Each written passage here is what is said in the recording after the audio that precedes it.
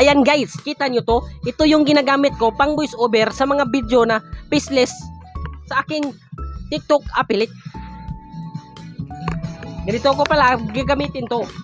Ganyan. Lagay ko dyan, tapos ganyan. Tapos mag voice over ko, gamit yung cellphone ko, yung ganun. Yeah, subukan natin ko. Kasi itong mic na to may noise cancellation. Siguro marinig nyo konti yung ingay sa electric fan ko at saka sa speaker na nagsa-sounds. So, tingnan natin. Try na. Hugutin ko muna yung nakapansak dito na pansak. Nakasaksak.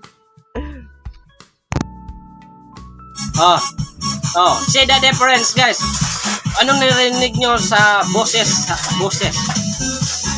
Ano narinig nyong ingay? Mas maingay ba? O mas effective to?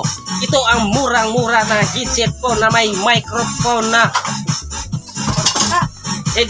microphone and may noise cancellation.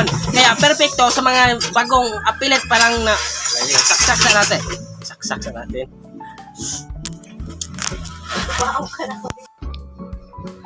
Ayan.